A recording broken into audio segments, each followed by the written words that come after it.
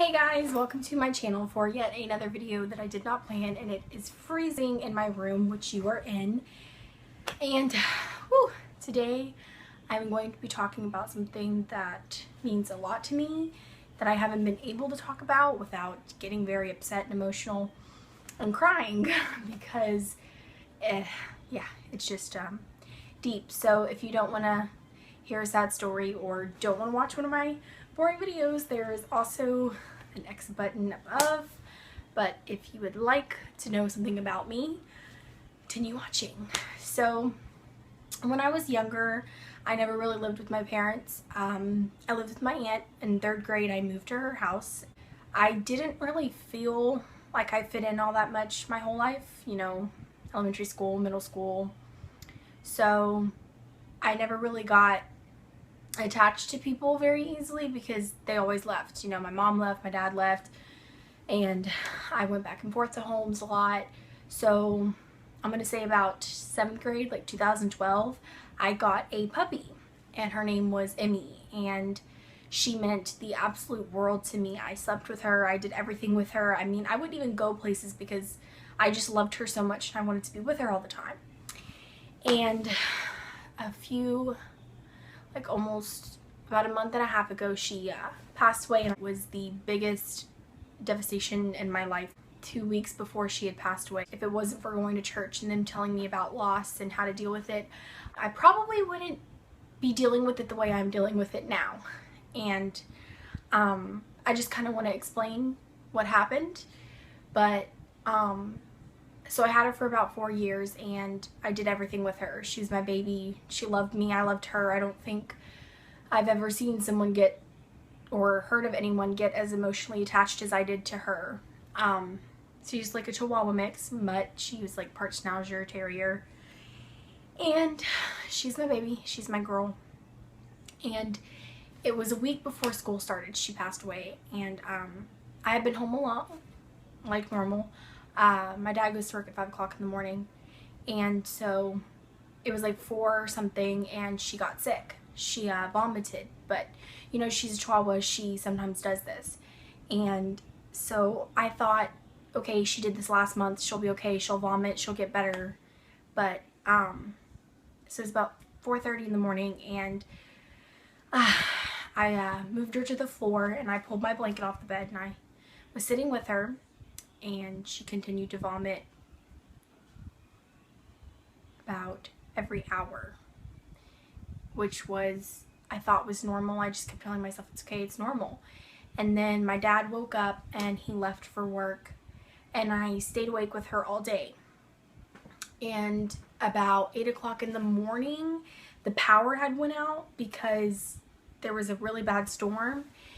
So it had been dark in our house, there was no AC, and she kept getting sicker. She began to throw up at least 2 or 3 times within the hour, sometimes 3 or 4 times. And I just kept telling myself she's gonna be okay, because you know, she would do this a lot. And so as the day went on, she kind of got weaker. She hadn't been drinking or eating, and the power was still out. The power was out till about 2 o'clock, and my sister came home with my little brother, and I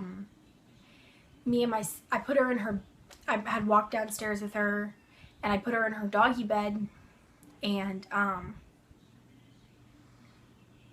left her there, which I shouldn't have done. So I feel like it's my fault. Not maybe if I would have been there with her, she would have lived a little longer. But I put her in her bed, and I came upstairs with my sister, and we started watching Supernatural. And we watched a few episodes till about 4 o'clock. And normally she sat in my lap and would watch TV with me. So I went downstairs to go check on her,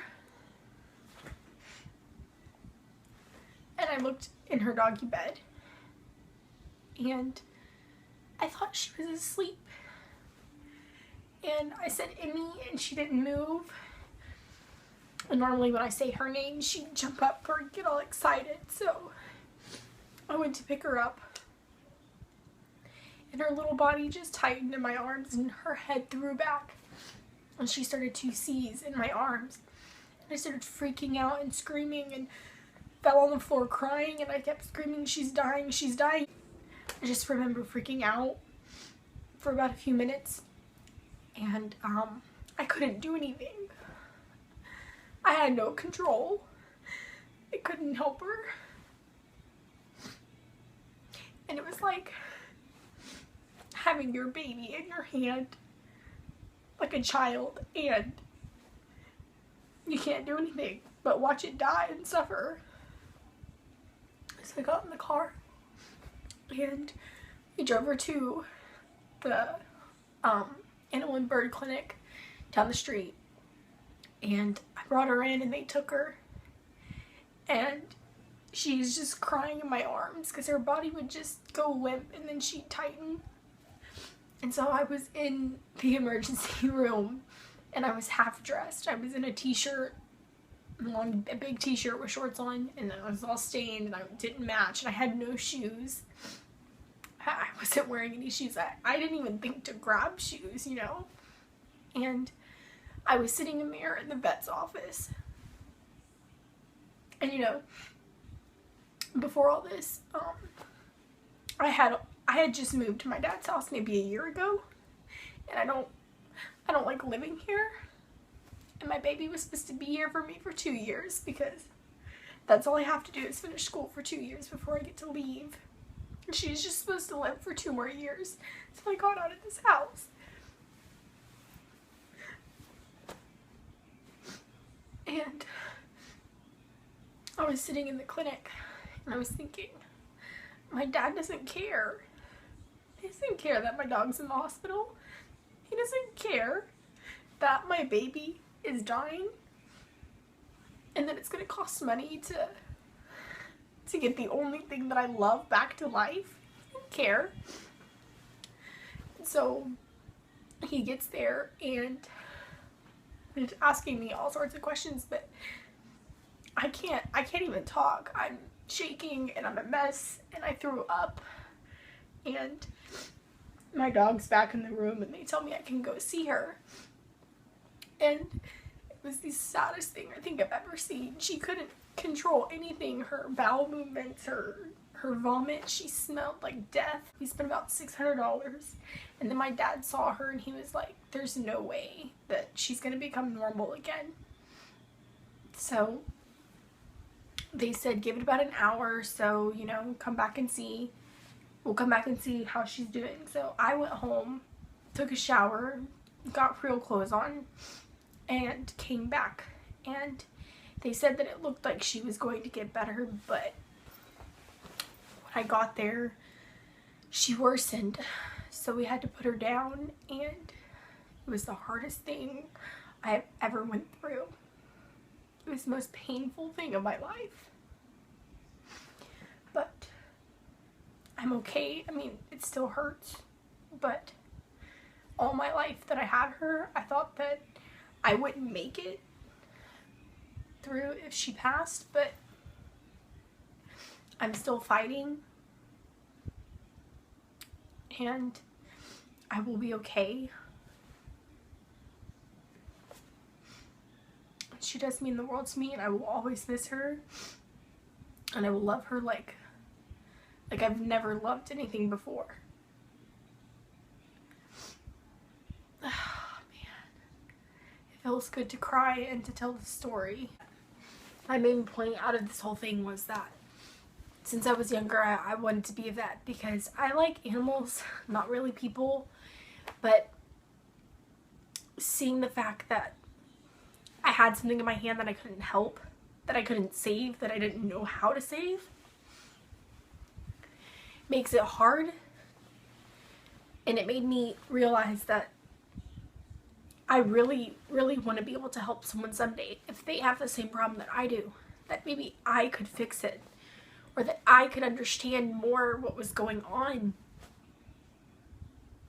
that if that ever happened to me again, I could save the life that was in my hands.